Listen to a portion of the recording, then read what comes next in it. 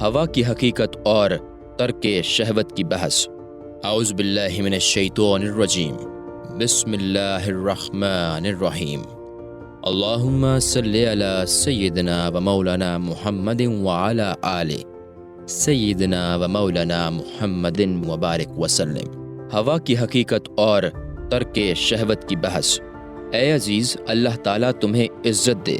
جاننا چاہیے کہ ایک گروہ کے نزدیک اصناف نفس میں سے ایک وصف ہوا یعنی خواہش ہے، اور ایک گروہ کے نزدیک طبی ارادہ خواہش کا متصرف و مدبر ہے۔ اس کا نام ہوا ہے۔ جس طرح روح کے لیے عقل ہے اور ہر وہ روح جس کی اپنی افزائش میں عقلی قوت نہ ہو ناقص ہوتی ہے، اسی طرح ہر وہ نفس جس کے لیے ہوا کی قوت نہ ہو ناقص ہوتی ہے۔ لہٰذا روح کا ناقص ہونا قربت کا نقص ہے، اور نفس کا ناقص ہونا عین قربت ہے۔ بندہ کے لیے ہمیشہ دو دعوتیں ہوتی ہیں، ایک عقل کی طرف سے، دوسری ہوا کی طرف سے۔ جو عقل کی دعوت کو قبول کر کے اس کا مطیع بن گیا وہ صاحب ایمان ہو گیا، اور جو ہوا کی دعوت کو قبول کر کے اس کا فرما بردار ہو گیا وہ ضلالت و کفر میں پڑ گیا۔ لہٰذا ہوا واصلوں کے لیے حجاب اور گمراہ کرنے والی چیز ہے، غافلوں کے لیے جائے قیام ہے، اور طالبوں کے لیے محل آراز ہے۔ بندے کو اس کے خلاف عمل کرنے کا حکم دیا گیا ہے اور اسے اس کے ارتکاب سے روکا گیا ہے۔ جس نے اس کی سواری کی یعنی فرما برداری کی وہ ہلاک ہوا، اور جس نے اس کے خلاف کیا وہ مالک ہوا۔ اللہ تعالیٰ فرماتا ہے وَأَمَّا مَنْ خَافَ مَقَامَ رَبِّهِ وَنَهَى النَّفْسَ عَنِ الْهَوَىٰ فَإِنَّ الْجَنَّةَ هِيَ الْمَأْوَىٰ۔ النَّزَاعَت آیت 40۔ جو اپنے رب کے حضور کھڑے ہونے سے ڈرتے ہیں اور نفسانی خواہشوں سے بچتے ہیں، یقیناً انہی کے لیے جنت میں ٹھکانہ ہے۔ حضور اکرم صلی اللہ علیہ وسلم فرماتے ہیں کہ اخوف ما اخاف علی امتی اتباع الہویٰ وطول الآمل۔ میری امت پر سب سے زیادہ خوفناک ہوا کی پیروی اور امیدوں کی درازی ہے۔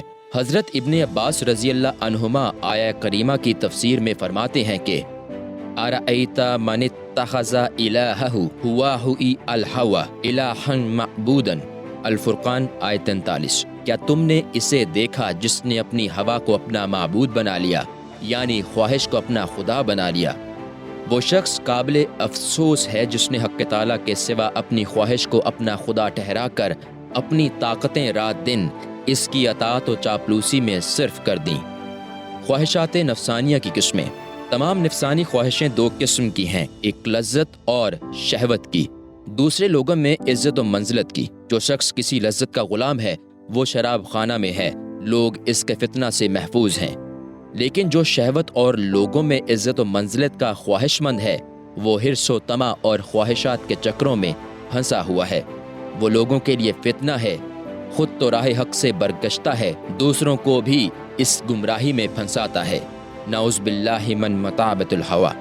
جس کی حرکتیں خواہش نفس کی پیرو ہیں اور وہ ان کا دل دادا ہے، وہ حق تعالیٰ سے دور ہے، اگرچہ وہ تمہارے ساتھ مسجد میں شریک جماعت ہی کیوں نہ ہو۔ اور جس کی حرکتیں خواہشات سے پاک ہیں اور وہ اس کی پیروی سے نفرت کرتا ہے، وہ حق تعالیٰ کے نزدیک ہے، اگرچہ کسی دیر ہی میں کیوں نہ ہو۔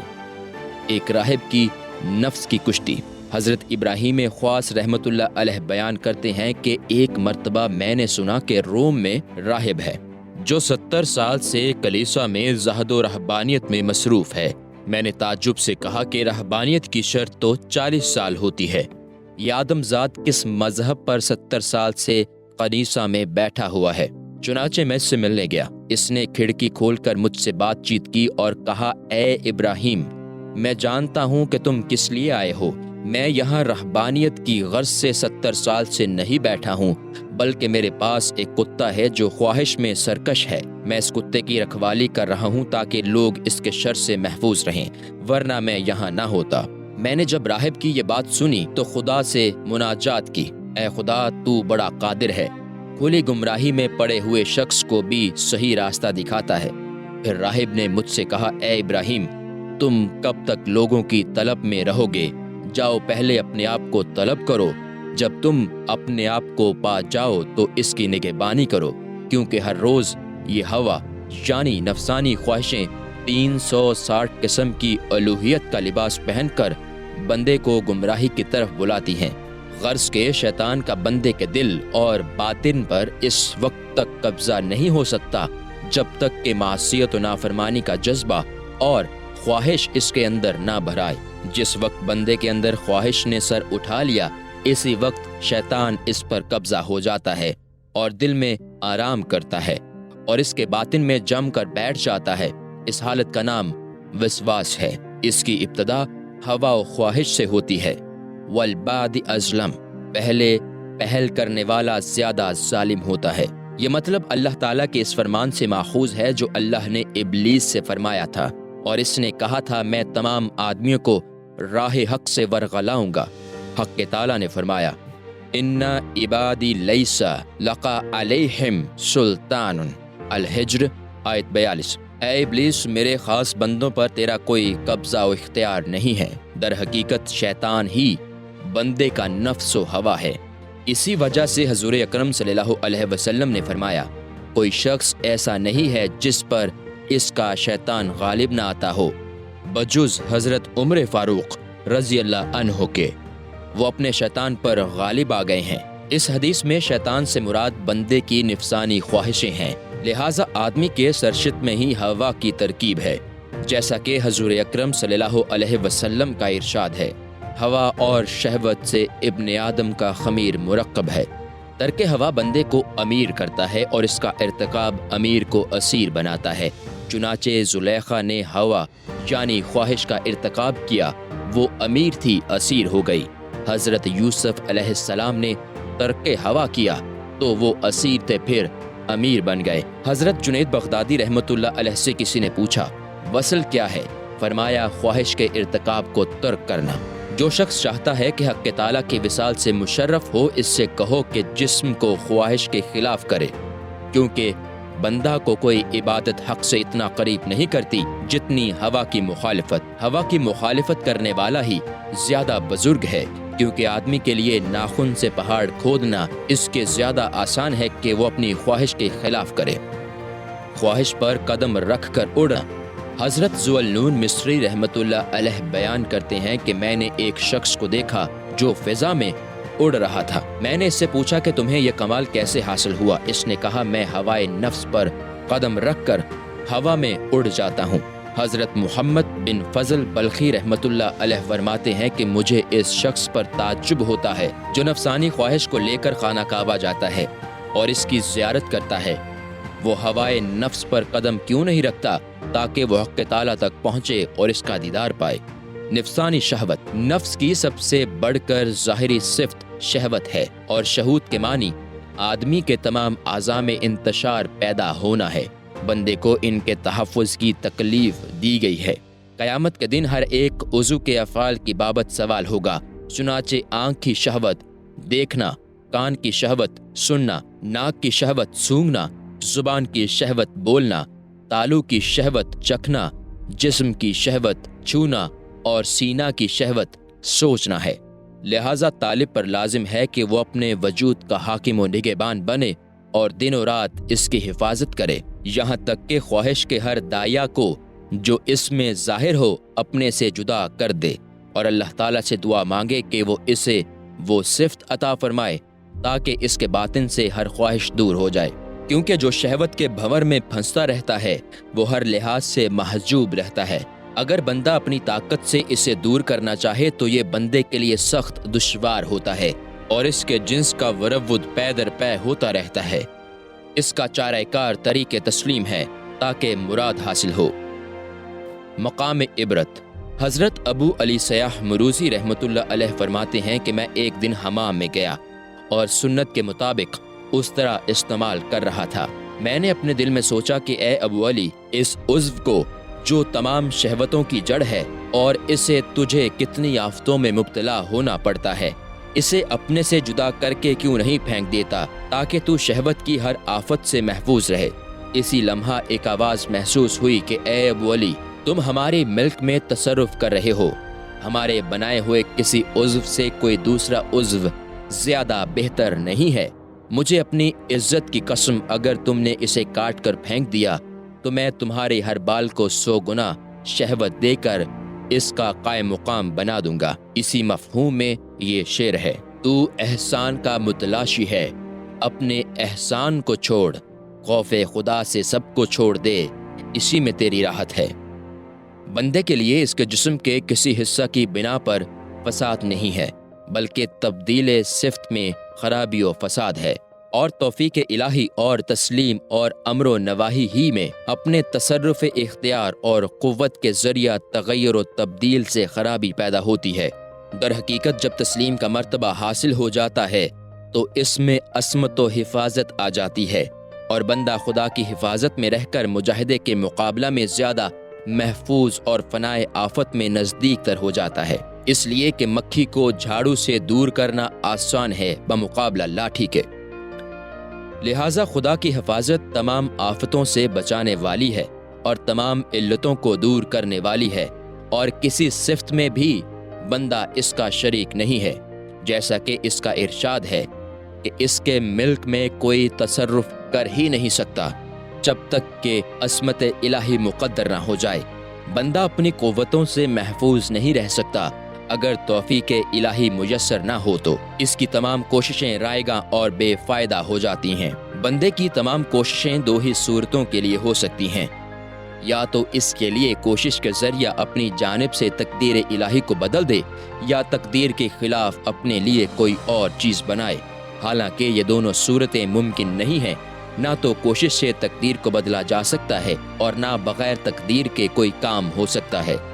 اٹل تقدیر کی مثال، حضرت شبلی علیہ الرحمہ جب بیمار ہوئے تو ایک طبیب ان کے پاس آیا اور اس نے مشورہ دیا کہ پرہیز کیا جائے۔ آپ نے پوچھا، کس چیز سے پرہیز کیا کروں؟ اس سے جو میری روزی ہے یا اس چیز سے جو میری روزی نہیں ہے؟ اگر پرہیز روزی سے متعلق ہے تو یہ ممکن ہی نہیں، اگر اس کے سوا کچھ اور ہے تو وہ اللہ تعالیٰ مجھے دیتا ہی نہیں۔ جسے مشاہدہ حاصل ہو جاتا ہے وہ مجاہدہ نہیں کرتا۔ اس مسئلہ کو کسی اور جگہ مزید بیان کروں گا۔ نمبر 7، فرقہ حکیمیہ۔ فرقہ حکیمیہ کے پیشوا حضرت ابو عبداللہ محمد بن علی حکیم ترمذی رحمۃ اللہ علیہ ہیں، جو اپنے زمانہ کے امام وقت، تمام ظاہری و باطنی علوم کے ماہر، صاحب تصانیف کثیرہ ہیں۔ ان کے مذہب کی خصوصیت اثبات ولایت اور اس کے قواعد و درجات کا بیان ہے۔ آپ حقیقت کے معنی اور اولیاء کے درجات اس ترتیب اور ایسے انداز سے واضح فرماتے تھے گویا وہ ایک بحر بے پایاں تھے جس میں بکثرت عجیب و غریب چیزیں تھیں۔ ان کے مذہب کی ابتدائی وضاحت یہ ہے کہ وہ ہر شخص کو یہ بتانا اور سکھانا چاہتے تھے کہ اولیاء اللہ کی شان یہ ہے کہ حق تعالیٰ ان کو دنیا میں برگزیدہ کر کے، ان کی ہمتوں کو متعلقات سے جدا کر کے اور نفس و ہوا کے ہر داعیہ سے منزہ بنا کر کسی نہ کسی درجہ پر فائز فرماتا ہے، اور جو معنی کا دروازہ ان پر کھول دیا گیا ہے اس کا کلام طویل ہے، چند اصول و قواعد کے لیے بھی شرح درکار ہے۔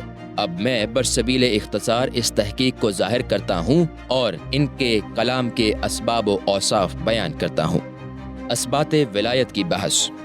واضح رہنا چاہیے کہ تصوف و معرفت کے طریقہ کے اصول و قواعد اور تمام ولایتوں کی پہچان اور اس بات کے سلسلہ میں اتنا جان لینا کافی ہے کہ تمام مشائخ کا اس پر اتفاق ہے۔ البتہ ہر ایک نے ولایت کا اثبات جداگانہ انداز میں پیش کیا ہے، انداز میں کیا ہے۔ چنانچہ حکیم ترمذی حقیقت و طریقت کے معانی کے بیان و اطلاق میں خاص کمال رکھتے تھے۔ ولایت کی تحقیق۔ ولایت واو کے زبر سے اس کے لغوی معنی تصرف کرنا ہے، اور ولایت واو کے زیر سے اس کے معنی امارت و حکومت کے ہیں۔ دونوں کا مصدر بروزن فعل ولایت ہے۔ نیز ولایت کے معنی ربوبیت کے بھی ہیں، جیسا کہ اللہ تعالیٰ کا ارشاد ہے، هُنَالِكَ الْوَلَنْيَاتُ لِلَّهِ الْحَقِّ، الکہف آیت 44۔ اس جگہ ولایت یعنی ربوبیت اللہ تعالیٰ ہی کا حق ہے، کیونکہ کفار اس سے التجا کرتے ہیں اور اپنے خداؤں سے اظہار بیزاری کرتے ہیں۔ نیز ولایت کے ایک معنی محبت کے بھی ہیں۔ لفظ ولی کی تحقیق۔ لفظ ولی فعیل کے وزن پر مفعول کے معنی میں بھی ممکن ہے، جیسا کہ ارشاد باری تعالیٰ ہے کہ وَهُوَ يَتَوَلَّى الصَّالِحِينَ۔ اللہ تعالیٰ نیکوں کا کارساز ہے، کیونکہ اللہ تعالیٰ اپنے نیک بندوں کو ان کے افعال و اوصاف کے ساتھ نہیں چھوڑتا اور اپنی حفاظت و پناہ کی چادر میں چھپا لیتا ہے۔ اور یہ بھی ممکن ہے کہ لفظ ولی اسم فاعل کے معنی میں مبالغہ کے طور پر آیا ہو، کیونکہ بندہ طاعت میں خوب محبت کا اظہار کرتا ہے اور اس کے حقوق کی ہمیشہ نگہبانی کرتا ہے اور اس کے غیر سے منہ موڑ لیتا ہے، ایسا شخص مرید کہلائے گا اور اللہ تعالیٰ مراد۔ یہ تمام معنی حق کا بندے کے ساتھ ہونا یا بندہ کا حق کے ساتھ ہونا دونوں صورتوں میں جائز ہیں۔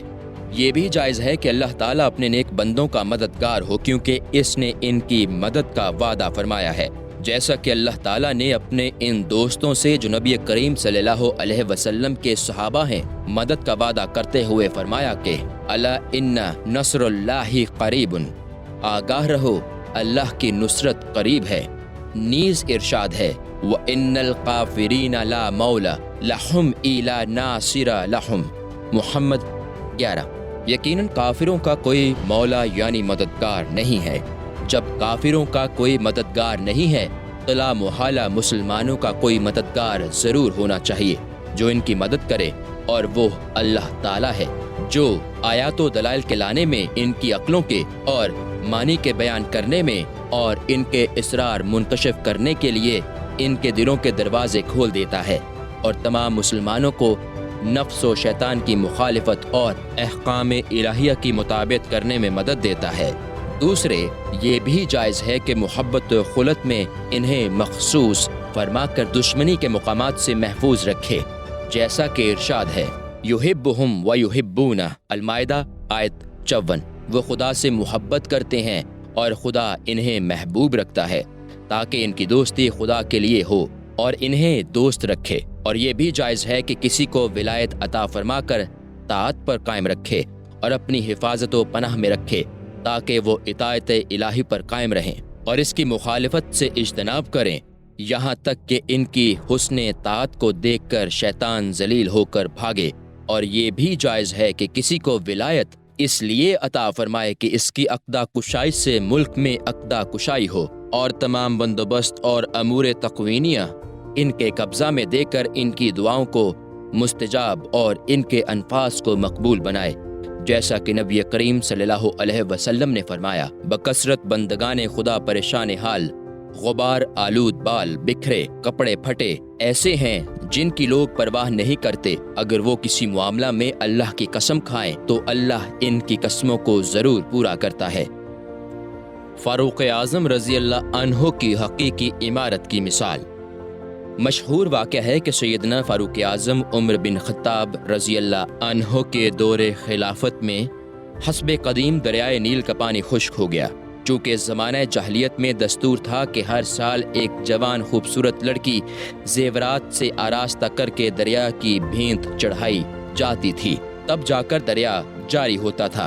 مصر کے گورنر نے یہ واقعہ لکھ کر آپ کی خدمت میں بھیجا۔ آپ نے گورنر کے حکم کی توثیق کرتے ہوئے ایک کاغذ کے پرچہ پر لکھ کر ارسال فرمایا اور گورنر کو حکم دیا کہ یہ رقعہ دریائے نیل میں پڑھ کر ڈال دیں۔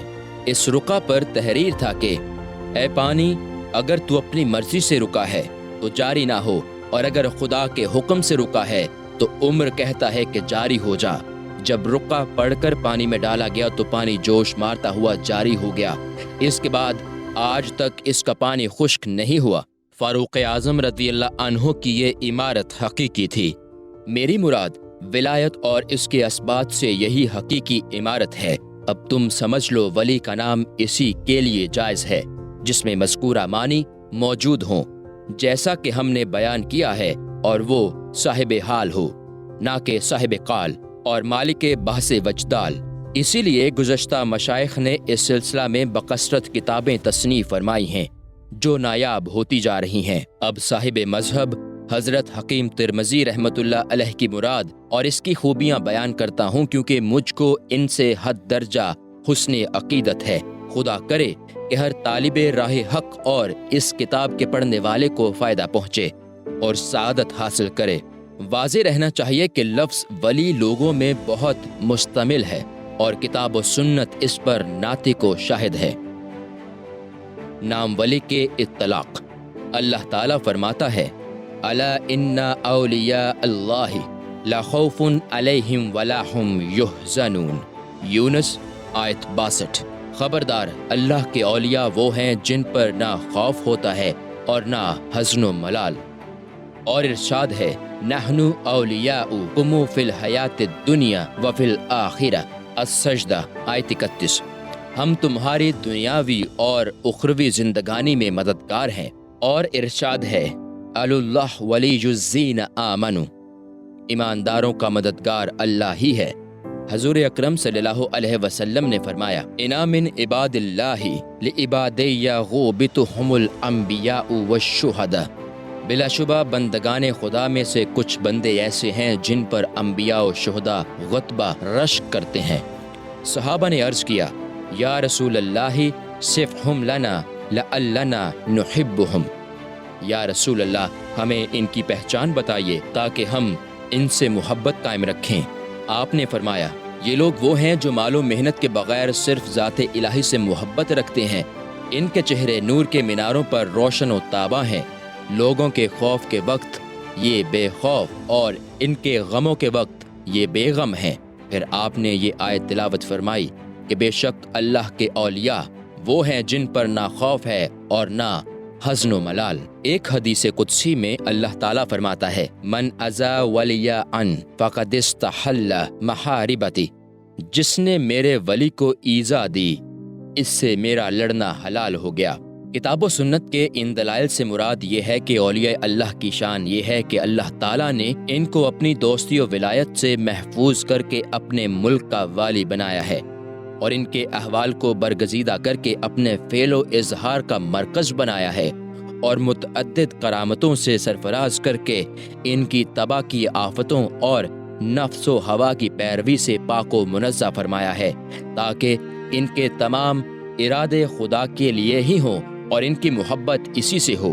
زمانہ ماضی میں ہم سے پہلے بھی اولیاء اللہ گزرے ہیں اور آج بھی موجود ہیں اور قیامت تک ہوتے رہیں گے، کیونکہ اللہ تعالیٰ نے اس امت کو تمام گزشتہ امتوں پر شرافت و بزرگی عطا فرمائی ہے اور ضمانت دی ہے کہ میں شریعت محمدیہ علی صاحب الصلاۃ والسلام کی ہمیشہ حفاظت فرماؤں گا۔ اس پر دلائل نقلیہ اور براہین عقلیہ علماء کے درمیان آج بھی موجود ہیں، اور غیبی دلائل بھی کہ اولیاء اللہ اور خاصان خدا کا موجود ہونا ضروری ہے۔ اس مسئلہ میں ہمارا اختلاف دو گروہوں سے ہے، ایک معتزلہ سے، دوسرے حشویوں سے۔ معتزلہ ایمانداروں میں سے ایک دوسرے پر تخصیص کا انکار کرتے ہیں، حالانکہ ولی کے خاص ہونے سے انکار کرنا نبی کے انکار کو مستلزم ہے اور یہ کفر ہے۔ اور عام حشوی اگرچہ تخصیص کو جائز تو رکھتے ہیں، لیکن ساتھ ہی یہ کہتے ہیں کہ ولی ہوئے تو ہیں لیکن آج نہیں ہیں، حالانکہ ماضی و حال و مستقبل کا انکار سب برابر ہیں، اس لیے کہ انکار کا ایک رخ دوسرے رخ سے زیادہ بہتر ہوتا ہے۔ لہٰذا اللہ تعالیٰ نے براہین نبوت کو آج تک باقی رکھا ہے اور اولیاء کو اس کے اظہار کا سبب بنایا ہے، تاکہ آیات حق اور حضور اکرم صلی اللہ علیہ وسلم کی صداقت کے دلائل ہمیشہ ظاہر ہوتے رہیں۔ اللہ تعالیٰ نے اولیاء کو جہان کا والی بنایا ہے، جہاں تک کہ وہ خالص سنت نبوی صلی اللہ علیہ وسلم کے پیروکار ہو کر رہے اور نفس کی پیروی کی راہوں کو چھوڑ دیا۔ آسمان سے رحمتوں کی بارش انہی کے قدموں کی برکت سے ہوتی ہے، اور زمین میں جو کچھ اگتا ہے وہ انہی کی برکت اور ان کے احوال کی صفائی کی بدولت پیدا ہوتا ہے۔ کافروں پر مسلمان کی فتح یابی انہی کے ارادے سے ہے۔ مخفی اولیاء کی تعداد۔ اولیاء اللہ میں سے 4000 تو وہ ہیں جو پوشیدہ رہتے ہیں، وہ نہ تو ایک دوسرے کو پہچانتے ہیں اور نہ اپنے حال کی خوبی و جمال کو جانتے ہیں، ان کی حالت خود اپنے سے اور تمام لوگوں سے پوشیدہ رہتی ہے۔ اس بارے میں متعدد احادیث وارد ہوئی ہیں اور اولیاء کرام کے اقوال اس پر شاہد و ناطق ہیں۔ مجھ پر خود بحمد اللہ ایسے معنی ظاہر ہو چکے ہیں۔ اولیاء کے اقسام۔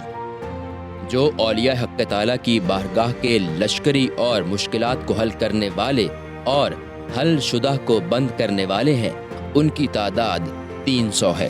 ان کو اخیار کہا جاتا ہے، اور 40 وہ ہیں جن کو ابدال، اور 7 وہ ہیں جن کو ابرار، اور 4 وہ ہیں جن کو اوتاد، اور 3 وہ ہیں جن کو نقبہ، اور 1 وہ ہے جسے قطب اور غوث کہا جاتا ہے۔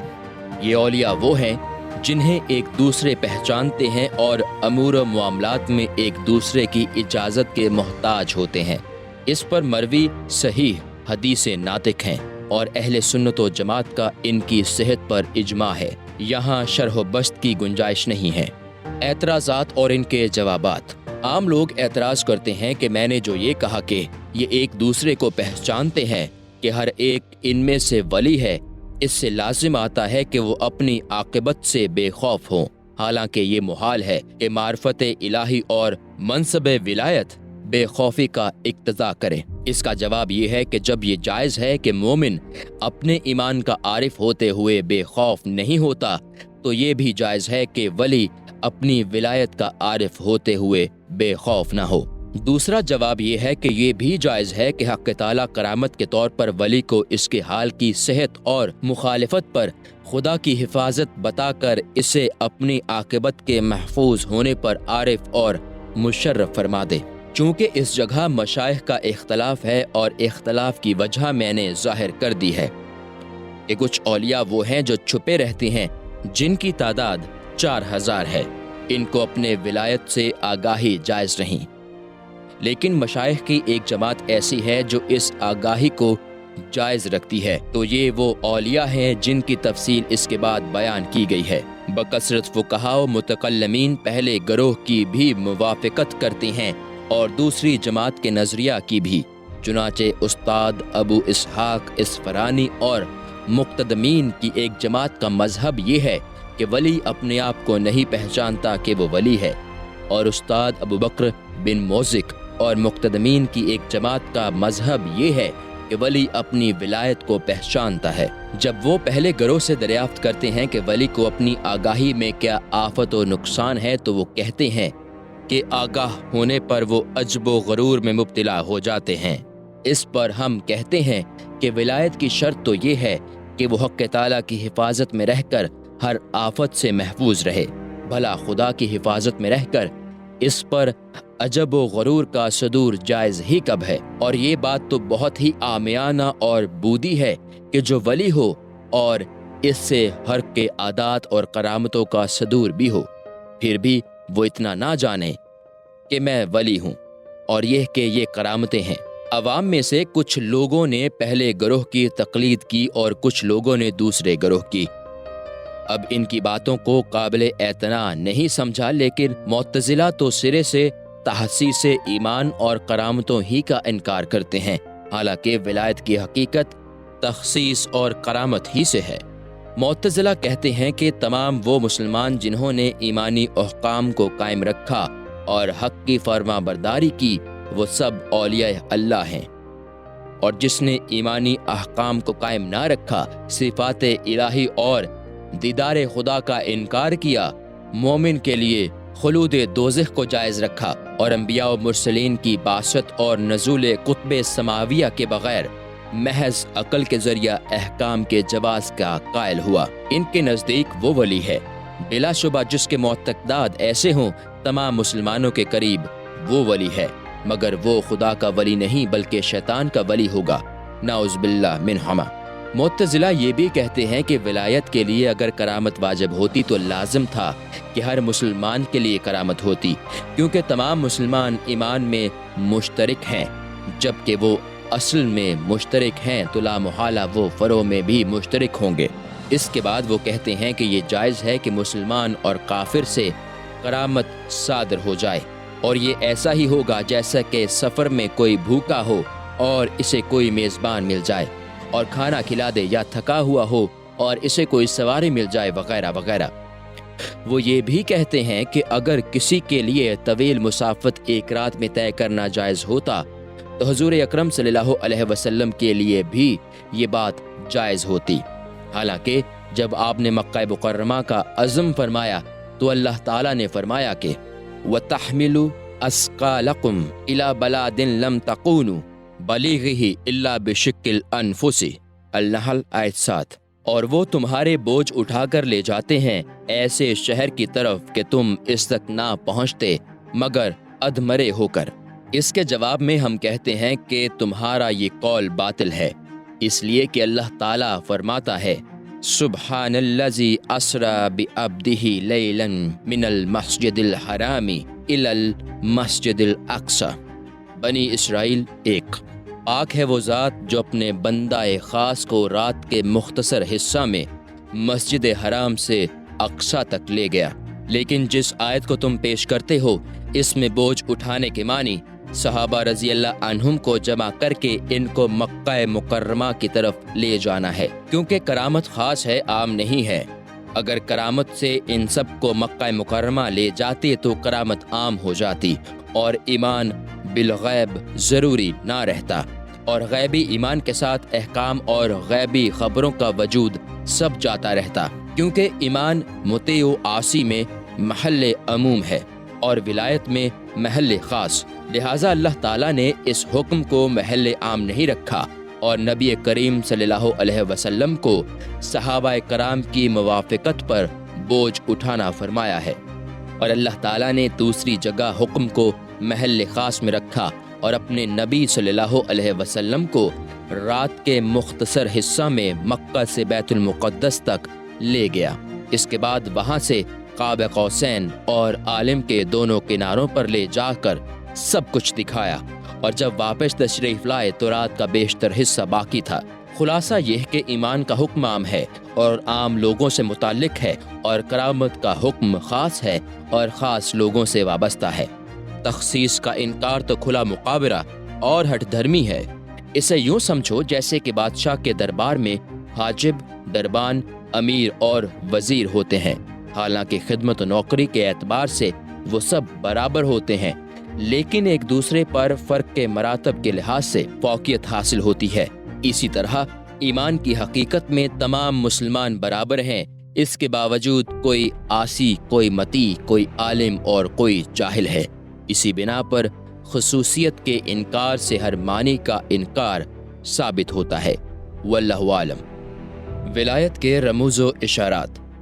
ولایت کے معنی کی تحقیق میں مشائخ کے متعدد رموز و اشارات ہیں، حتی المقدور ان کے مختار رموز کو بیان کرتا ہوں۔ نمبر 1، حضرت ابو علی جرجانی رحمۃ اللہ علیہ فرماتے ہیں کہ ولی وہ ہے جو اپنے حال میں فانی اور مشاہدہ الہی میں باقی ہے۔ اس کے لیے ممکن نہ ہو کہ اپنے حال کی خبر دے اور نہ اسے غیر اللہ سے سکون و قرار حاصل ہو، کیونکہ خبر دینا تو بندے کے احوال کے قبیل سے تعلق رکھتی ہے۔ جب بندے کے احوال ہی فنا ہو گئے تو اس کی خبر دینا کیسے درست ہوگا؟ جب وہ خدا کے سوا کسی سے آرام پا ہی نہیں سکتا تو اپنے احوال کی خبر کسی دوسرے کو کیسے دے سکتا ہے؟ کیونکہ اپنے حال کی خبر کسی دوسرے کو دینا گویا حبیب کے اسرار کو منکشف کرنا ہے جو غیبی حال سے متعلق ہے، اور حبیب کے اسرار کا انکشاف غیر حبیب پر محال ہے۔ نیز جب ولی مشاہدے سے ہوتا ہے تو مشاہدے میں غیر کی رؤیت محال ہوتی ہے۔ جب غیر کی رؤیت تک کا امکان نہیں تو غیر سے سکون و قرار تو بعید از قیاس ہے۔ نمبر 2، حضرت جنید بغدادی رحمۃ اللہ علیہ فرماتے ہیں کہ اس ارشاد کا مطلب یہ ہے کہ ولی کو خوف نہیں ہوتا، کیونکہ خوف اس مکروہ چیز کو کہتے ہیں جس کے آنے سے دل میں ناگواری یا جسم پر کوئی سختی آئے یا حاصل شدہ محبوب چیز کے گم ہونے کا خدشہ ہو۔ ولی کے پاس اتنا وقت ہی کہاں کہ وہ آنے والے لمحات کا خوف کرے۔ جس طرح ولی کو خوف نہیں ہوتا، اسی طرح اس سے امید بھی نہیں ہوتی، اس لیے کہ امید نام ہے کہ کسی محبوب چیز کے حاصل ہونے کا انتظار کرنا یا کسی ناگوار چیز کے دور ہونے کا انتظار کرنا۔ یہ دوسری بات بھی وقت کے قبیل سے ہے، اور ان کے پاس اتنا وقت ہوتا ہی نہیں۔ اسی طرح ولی کو کوئی غم بھی نہیں ہوتا، کیونکہ غم وقت کی تلچھٹ ہے۔ جو شخص رضا کی روشنی اور شکر کی چاندنی میں ہو، اسے غم کہاں؟ اللہ تعالیٰ اسی کی خبر دیتا ہے کہ خبردار، اللہ کے ولیوں کے لیے نہ کوئی خوف ہے اور نہ کوئی غم و فکر۔ اس قول سے عوام یہ خیال کرتے ہیں کہ اولیاء کو جب نہ کوئی خوف و غم ہے اور نہ امید و رجا تو ضرور انہیں امن ہوگا، حالانکہ انہیں امن بھی نصیب نہیں، کیونکہ امن غیب کے نہ دیکھنے اور وقت کے منہ موڑنے سے تعلق رکھتا ہے۔ یہ تمام اوصاف ان کے ہوتے ہیں جنہوں نے اپنی بشریت کو نہ دیکھا ہو۔ وہ تو ہر صفت سے بے نیاز ہو سکتے ہیں۔ خوف و غم اور امید سب نفس کے نصیبہ میں ہیں۔ جب بندہ اپنے نفس کو فنا کر لیتا ہے، اس وقت بندہ کی صفت رضا و تسلیم بنتی ہے، اور جب رضا کا حصول ہو گیا تو مشاہدہ الہی میں استقامت پیدا ہو کر تمام احوال سے کنارہ کشی ظاہر ہو گئی۔ پھر کہیں جا کر ولایت دل پر منکشف ہوتی ہے اور اس کے معنی باطن پر ظاہر ہوتے ہیں۔ نمبر 3، حضرت ابو عثمان مغربی علیہ الرحمہ فرماتے ہیں کہ ولی مشہور تو ہو سکتا ہے لیکن فتنہ میں نہیں پڑ سکتا۔ نمبر 4، ایک بزرگ بیان فرماتے ہیں ولی گمنام تو ہو سکتا ہے لیکن مشہور نہیں ہو سکتا۔ ان بزرگوں کے نزدیک ولی کی گمنامی کی وجہ یہ ہے کہ وہ شہرت سے بچتا ہے، کیونکہ شہرت میں فتنہ ہوتا ہے۔ اس پر حضرت ابو عثمان نے فرمایا ہے کہ جائز ہے کہ ولی مشہور ہو، لیکن اس کی شہرت موجب فتنہ نہ ہوگی، اس لیے جھوٹی شہرت میں فتنہ ہوتا ہے۔ مگر جب ولی اپنی ولایت میں صادق ہے تو یہ شہرت موجب فتنہ نہیں، اور جھوٹے پر ولایت کا اطلاق نہیں ہوتا، اور جھوٹے کے ہاتھ پر کرامت کا ظہور بھی ناممکن و محال ہے۔ اسی ارشاد کے بموجب لازم آتا ہے کہ صادق ولی کے زمانہ سے فتنہ دور ہو جاتا ہے، اور ان دونوں قول سے یہ بات بھی مترشح ہوتی ہے کہ ولی خود کو نہیں پہچانتا کہ وہ ولی ہے، کیونکہ اگر آگاہی ہو جائے تو مشہور ہو جائے گا، اور اگر آگاہی نہ ہو تو فتنہ میں پڑ جائے گا۔ اس کی تشریح طوالت چاہتی ہے، یہاں اس کی گنجائش نہیں۔ مستغرق ولایت کی مثال۔ نمبر 5، حضرت ابراہیم ادہم علیہ الرحمہ نے ایک شخص سے پوچھا کیا تم چاہتے ہو کہ اللہ کے ولی ہو جاؤ؟ اس نے کہا خواہش تو ہے۔ آپ نے فرمایا اے عزیز، دنیا و آخرت کی کسی چیز سے رغبت نہ رکھو، کیونکہ دنیا کی طرف راغب ہونا حق تعالیٰ کی طرف سے منہ موڑ کر فانی چیز کی طرف متوجہ ہونا ہے، اور اخروی چیز کی رغبت رکھنا گویا حق تعالیٰ کی جانب سے منہ موڑنا ہے۔ جب فانی چیز سے اعراض ہو تو وہ فانی چیز فنا ہو جاتی ہے اور اعراض نابود ہو جاتا ہے، اور جب کسی چیز سے اعراض باقی ہو تو بقا پر فنا جائز نہیں ہے، لہٰذا اس اعراض پر بھی فنا جائز نہیں۔ اس قول سے یہ نتیجہ نکلتا ہے کہ اپنی دنیا و آخرت کی خاطر اللہ تعالیٰ کو نہ چھوڑو۔ آخر میں حضرت ابراہیم نے نصیحت فرمائی کہ اپنے آپ کو خدا کی دوستی کے لیے وقف کر دو، دنیا و آخرت کو اپنے دل میں رہ نہ دو، اور دل کا لگاؤ صرف خدا ہی کے ساتھ ہو۔ جس وقت یہ اوصاف تمہارے اندر پیدا ہو جائیں گے تو تم ولی بن جاؤ گے۔ شریعت کی پاسداری۔ نمبر 6، حضرت بایزید بسطامی رحمۃ اللہ علیہ سے کسی نے پوچھا ولی کون ہے؟ انہوں نے فرمایا ولی وہ ہے جو اللہ تعالیٰ کے امر و نہی کے تحت صبر کر لے، کیونکہ جس کے دل میں محبت زیادہ ہوگی اتنی ہی وہ اس کے حکم کی دل سے تعظیم کرے گا اور اس کی مخالفت سے دور رہے گا۔ نیز یہ بھی انہی سے مروی ہے کہ ایک مرتبہ لوگوں نے مجھے بتایا کہ فلاں شہر میں اللہ کا ایک ولی رہتا ہے۔ میں اٹھا اور اس کی زیارت کی غرض سے سفر شروع کر دیا۔ جب میں اس کی مسجد کے پاس پہنچا تو وہ مسجد سے نکل رہا تھا۔ میں نے دیکھا کہ منہ کا تھوک فرش مسجد پر گر رہا ہے۔ میں وہیں سے واپس لوٹ پڑا، اسے سلام تک نہ کیا۔ میں نے کہا کہ ولی کے لیے شریعت کی پاسداری ضروری ہے تاکہ حق تعالیٰ اس کی ولایت کی حفاظت فرمائے۔ اگر یہ شخص ولی ہوتا تو اپنے منہ کے تھوک سے مسجد کی زمین کو آلودہ نہ کرتا، اس کا احترام کرتا۔ اسی رات حضور اکرم صلی اللہ علیہ وسلم کو خواب میں دیکھا۔ حضور اکرم صلی اللہ علیہ وسلم نے مجھ سے فرمایا اے بایزید، جو کام تم نے کیا ہے اس کی برکتیں تم ضرور پاؤ گے۔ دوسرے دن ہی میں اس درجہ پر فائز ہو گیا جہاں آج تم سب مجھے دیکھ رہے ہو۔ نمبر 7، حضرت ابو سعید رحمۃ اللہ علیہ کی خدمت میں ایک شخص آیا۔ اس نے مسجد میں پہلے بایاں قدم رکھا۔ انہوں نے حکم دیا کہ اسے نکال دو۔ جو شخص دوست کے گھر میں داخل ہونے کا سلیقہ نہیں رکھتا، وہ بایاں قدم رکھتا ہے، وہ ہماری مجلس کے لائق نہیں۔ ملحدوں کی ایک جماعت اس بزرگ کے ساتھ تعلق کا اظہار کرتی ہے، خدا ان پر لعنت کرے۔ وہ ملحدین کہتے ہیں کہ خدمت یعنی عبادت اتنی ہی کرنی چاہیے جس سے بندہ ولی بن جائے۔ جب ولی ہو جائے تو خدمت و عبادت ختم۔